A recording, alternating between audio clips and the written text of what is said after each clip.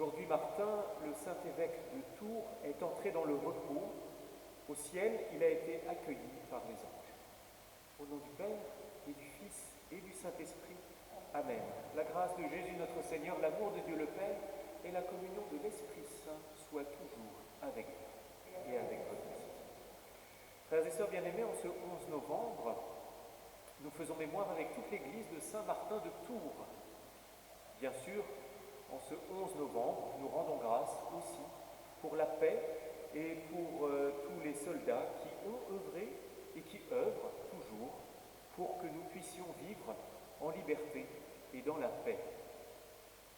Saint Martin est donc un soldat hongrois de l'armée romaine qui, un soir, croise un pauvre, et c'est la représentation qui figure sur un certain nombre de vitraux du XIXe siècle, je vérifiais, pas dans notre église, mais dans un certain nombre d'églises, où l'on voit Saint Martin déchirer son manteau, couper son manteau en deux pour en donner la moitié à ce pauvre, qui dans un songe, durant la nuit, se révélera avoir été le Christ lui-même.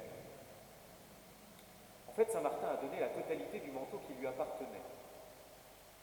Attention, je ne veux pas revenir sur l'histoire, il a bien déchiré son manteau en deux, mais il n'était propriétaire que de la moitié de ce manteau, puisque l'armée romaine ne donnait la propriété aux soldats que de la moitié de leur équipement, l'autre moitié leur revenant à la fin du service, à la fin de leur engagement. Donc, à proprement parler, Saint Martin, donnant la moitié de son manteau, a donné tout ce qu'il possédait, tout le manteau qui lui appartenait déjà.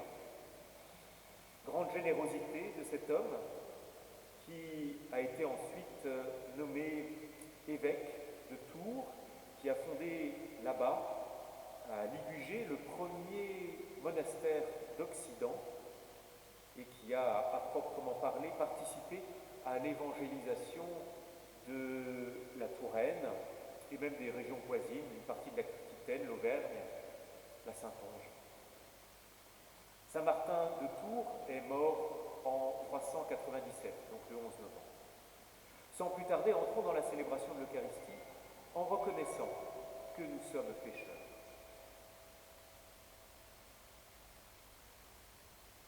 Seigneur, accorde-nous ton pardon. Nous avons péché contre toi. Montre-nous ta miséricorde et nous serons sauvés. Que Dieu Tout-Puissant nous fasse miséricorde, qu'il nous pardonne nos péchés et nous conduise à la vie éternelle. Amen. Seigneur, prends pitié. Seigneur, prends pitié. Ô Christ, prends pitié. Ô Christ, prends pitié. Seigneur, prends pitié. Seigneur, prends pitié. Prions le Seigneur.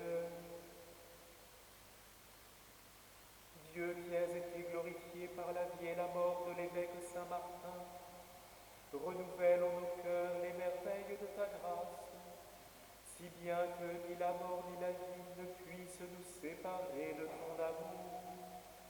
Par Jésus-Christ, ton Fils, notre Seigneur et notre Dieu, qui règne avec toi et le Saint-Esprit, maintenant et pour les siècles des siècles. Amen.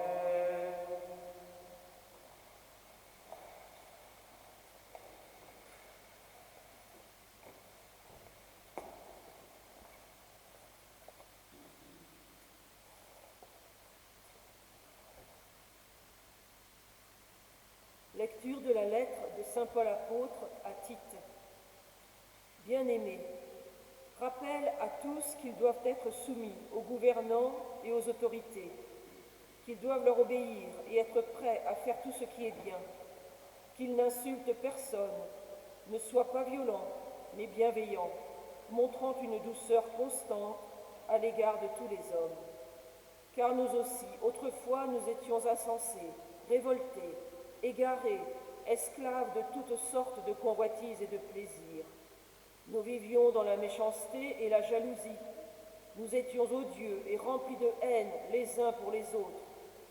Mais lorsque Dieu, notre Sauveur, a manifesté sa bonté et son amour pour les hommes, il nous a sauvés, non pas à cause de la justice de nos propres actes, mais par sa miséricorde. Par le bain du baptême, il nous a fait renaître et nous a renouvelés dans l'Esprit Saint. Cet Esprit, Dieu l'a répandu sur nous en abondance, par Jésus-Christ notre Sauveur, afin que, rendus justes par sa grâce, nous devenions en espérance héritiers de la vie éternelle. Parole du Seigneur.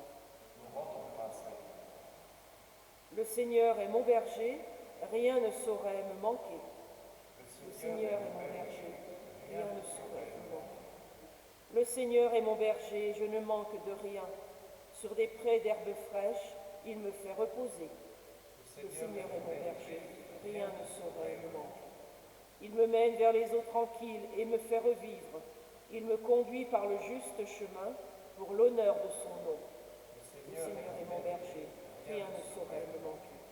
Si je traverse les ravins de la mort, je ne crains aucun mal, car tu es avec moi, ton bâton me guide et me rassure.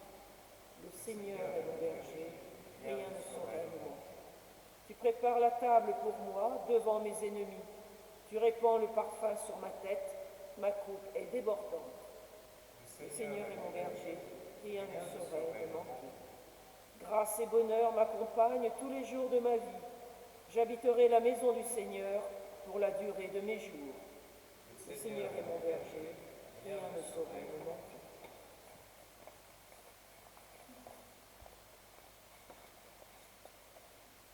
Alléluia, Alléluia, Alléluia, Alléluia, Alléluia, Alléluia, Alléluia, Alléluia. Rendez grâce en toutes circonstances. C'est la volonté de Dieu à votre égard, dans le Christ Jésus. Alléluia, Alléluia, Alléluia, Alléluia. Le Seigneur soit avec vous, et votre esprit. Évangile de Jésus-Christ selon saint Luc. Gloire à toi, Seigneur. En ce temps-là, Jésus, marchant vers Jérusalem, traversait la région située entre la Samarie et la Galilée. Comme il entrait dans un village, 10 lépreux vinrent à sa rencontre. Ils s'arrêtèrent à distance et lui crièrent « Jésus, Maître, prends pitié de nous. » À cette vue, Jésus leur dit « Allez vous montrer au prêtre. » En cours de route, ils furent purifiés. L'un d'eux, voyant qu'il était guéri, revint sur ses pas en glorifiant Dieu à pleine voix. Il se jeta face contre terre aux pieds de Jésus en lui rendant grâce. Or, c'était un Samaritain. Alors Jésus prit la parole en disant « Tous les 10 n'ont-ils pas été purifiés? Les 9 autres, où sont-ils » Il ne s'est trouvé parmi eux que cet étranger pour revenir sur ses pas et rendre gloire à Dieu. Jésus lui dit « Relève-toi et va, ta foi t'a sauvé. » Acclamons la parole de Dieu. Seigneur Jésus.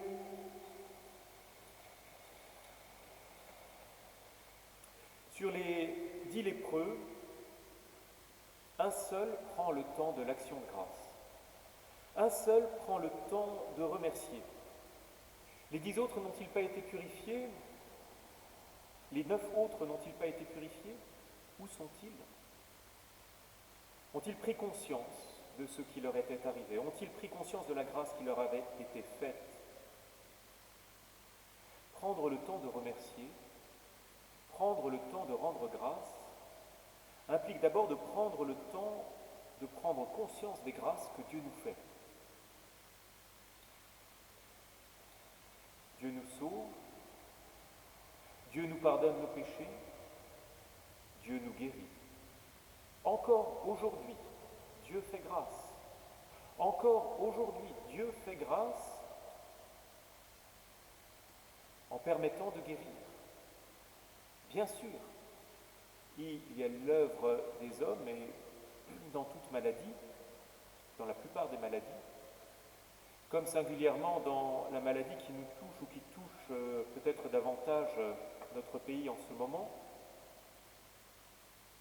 il y a l'œuvre des soignants, il y a l'œuvre des médecins et il y a l'œuvre de Dieu. Sinon, on expliquerait beaucoup plus facilement pourquoi certains sont guéris et d'autres non.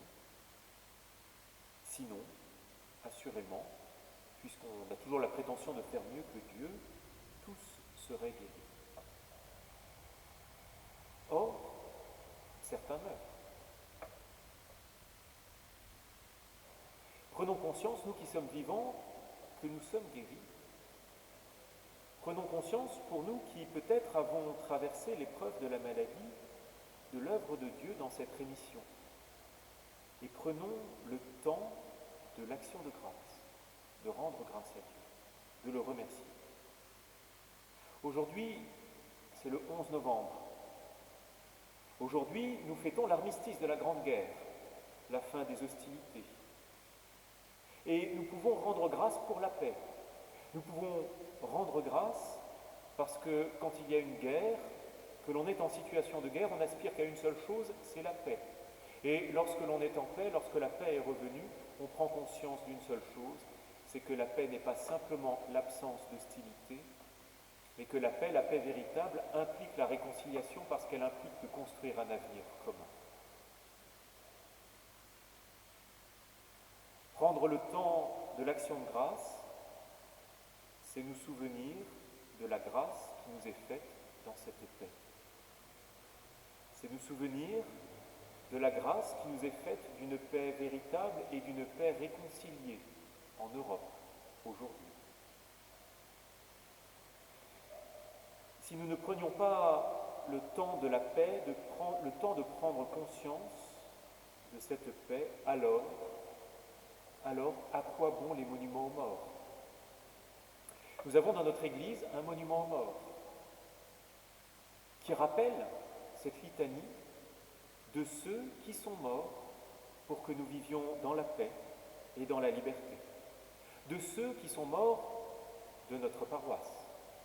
Il n'y a que les paroissiens qui sont là, que certains paroissiens qui sont là, et qui couvrent pourtant trois murs de noms que peut-être nous connaissons, que peut-être nous ne connaissons pas, mais qui évoquent la vie de ceux qui nous ont rendus plus libres par leur action. Et autour de ce monument aux morts figurent autant ou quasiment autant d'ex-voto, c'est-à-dire de plaques qui commémorent une grâce qui a été faite. Alors pour certains, c'est tout simplement, c'est la grâce d'être revenu vivant de la guerre. Et ce faisant, l'action de grâce pour la vie donnée par les morts rejoint l'action de grâce pour la vie qu'ont continué à vivre les vivants. Et en un même lieu se rejoignent ainsi l'action de grâce pour ceux qui sont tombés et l'action de grâce de ceux qui sont restés. Mais tous rendent grâce. Pour tous, nous pouvons rendre grâce. Tous les 10 n'ont-ils pas été purifiés? Les 9 autres, où sont-ils? Nous ne savons pas où sont ceux qui ne rendent pas grâce pour les bienfaits. Pour notre part, notre joie est de savoir remercier, notre joie est de savoir remercier le Seigneur, de nous souvenir des grâces qu'il nous a faites. Cela nous réjouit, cela nous donne de vivre cette vie plus proche de Dieu, plus proche aussi de ceux qui nous ont précédés et qui, avant nous, ont su rendre grâce.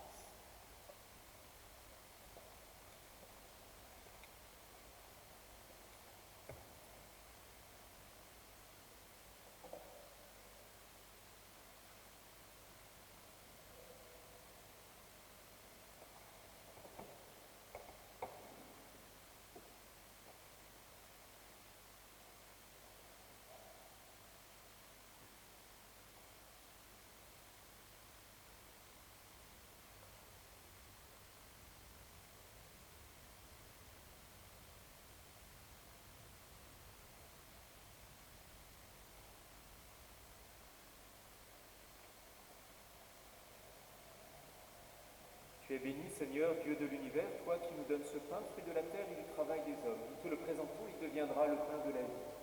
Béni soit Dieu, maintenant et toujours.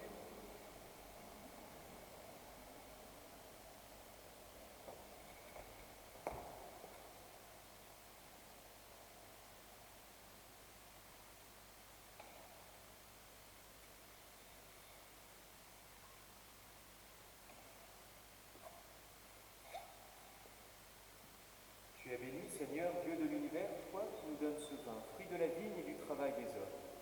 Nous te le présentons, il deviendra le vin du royaume éternel. Béni soit Dieu, maintenant et toujours.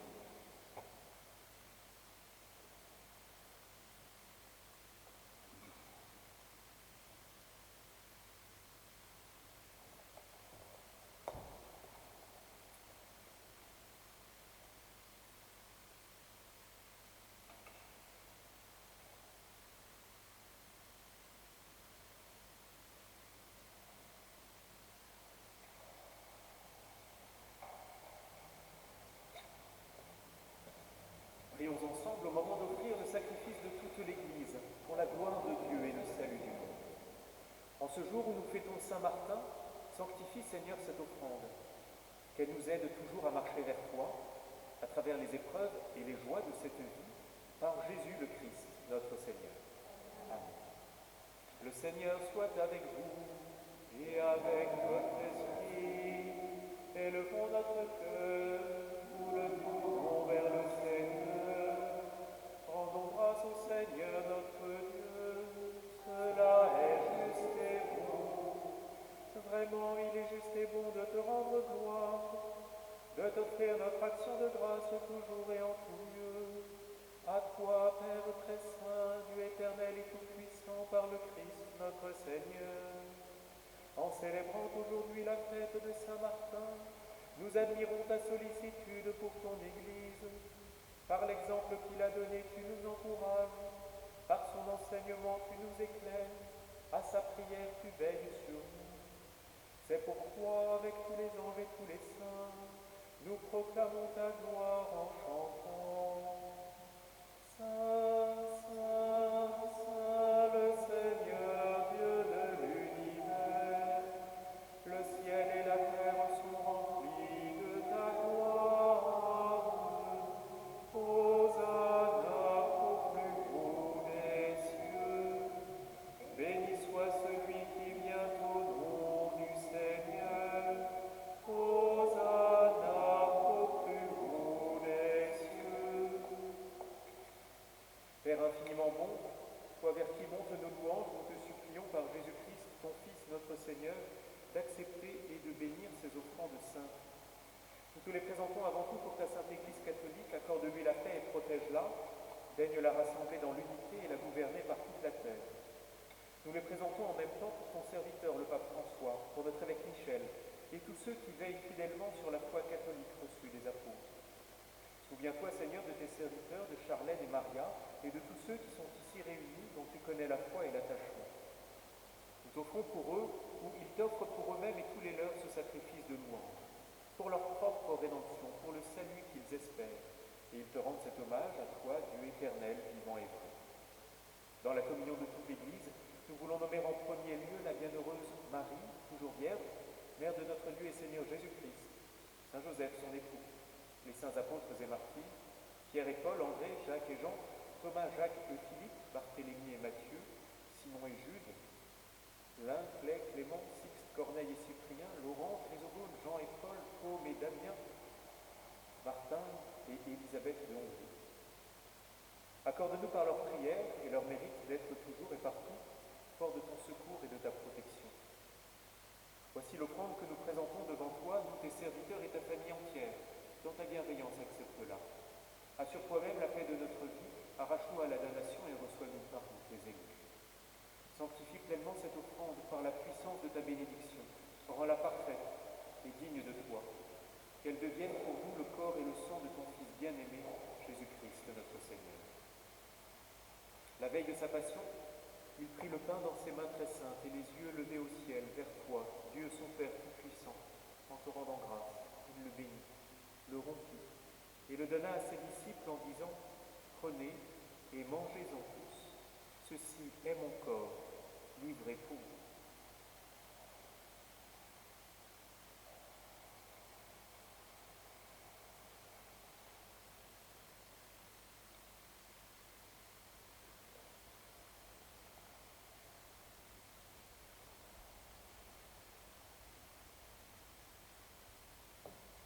De même, à la fin du repas, il prit dans ses mains cette coupe incomparable, et te rendant grâce à nouveau, il la bénit, et la donna à ses disciples en disant, prenez et buvez-en tous, car ceci est la coupe de mon sang, le sang de l'alliance nouvelle et éternelle, qui sera versé pour vous et pour la multitude en rémission des péchés. Vous ferez cela en mémoire de moi.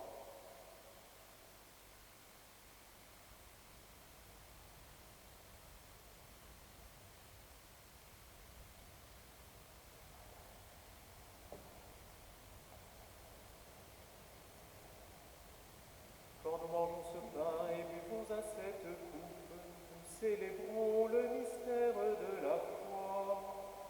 Nous rappelons ta mort, Seigneur ressuscité, et nous attendons que tu viennes. C'est pourquoi nous aussi, tes serviteurs et ton peuple saint, avec nous, faisant mémoire de la passion bienheureuse de ton Fils, Jésus-Christ, notre Seigneur, de sa résurrection du séjour des morts et de sa glorieuse ascension dans le ciel, nous te présentons, Dieu de gloire et de majesté, cette offrande prélevée sur les biens que tu nous donnes, le sacrifice pur et saint, le sacrifice parfait, pain de la vie éternelle et coupe du salut. Et comme il t'a plu d'accueillir les présents d'Abel le juste, le sacrifice de notre père Abraham et celui que t'offrit Melchisédek, ton grand prêtre, en signe du sacrifice parfait, regarde cette offrande avec amour et dans ta bienveillance, accepte-la. Nous t'en supplions, Dieu Tout-Puissant, qu'elle soit portée par ton ange en présence de ta gloire sur ton autel céleste, afin qu'en recevant ici, par notre communion à l'autel, le corps et le sang de ton Fils, nous soyons comblés de ta grâce et de tes bénédictions. Souviens-toi, Seigneur, de tes serviteurs qui nous ont précédés marqués du signe de la foi et qui dorment dans la paix.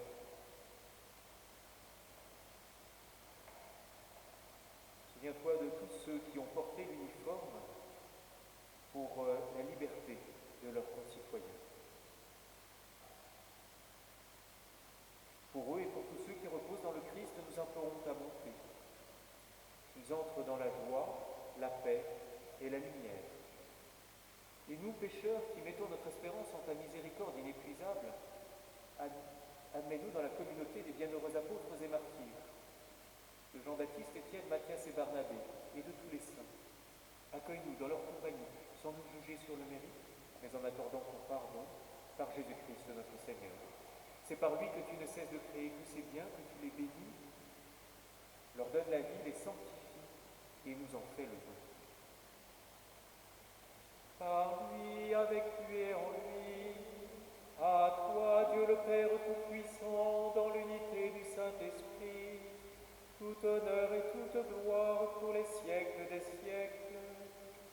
Amen. Unis dans le même esprit, nous pouvons dire avec confiance la prière que nous avons reçue du Sauveur. Notre Père, qui es aux cieux, que ton nom soit sanctifié, que ton règne vienne, que ta volonté soit faite sur la terre comme au ciel. Donne-nous aujourd'hui notre pain de ce jour.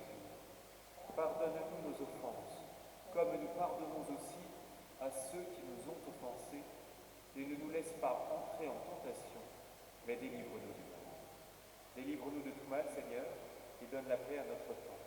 Par ta miséricorde, libère-nous du péché, rassure-nous devant les épreuves, en cette vie où nous espérons le bonheur que tu promets et l'avènement de Jésus-Christ, notre Sauveur. Car c'est à toi qu'appartiennent le règne, la puissance et la gloire pour les siècles des siècles. Seigneur Jésus-Christ, tu as dit à tes apôtres, je vous laisse la paix, je vous donne ma paix. Ne regarde pas nos péchés, mais la foi de ton Église. Pour que ta volonté s'accomplisse, donne-lui toujours cette paix et conduis-la vers l'unité parfaite, toi qui règnes pour les siècles des siècles. Amen. Que la paix du Seigneur soit toujours avec vous. Agneau de Dieu, qui enlève le péché du monde, en pitié de nous. Agneau de Dieu,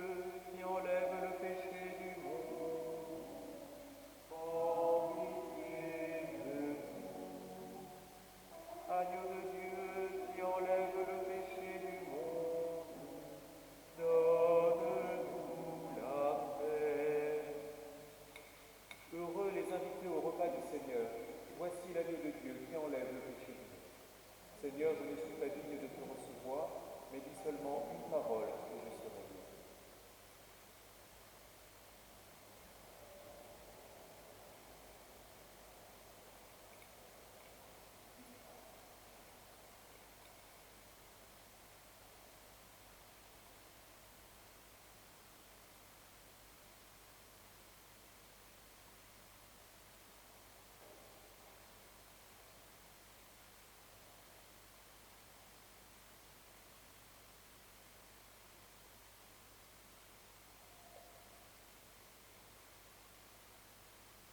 Vraiment, dit le Seigneur, tout ce que vous avez fait à l'un de ces petits qui sont mes frères, c'est à moi que vous l'avez fait.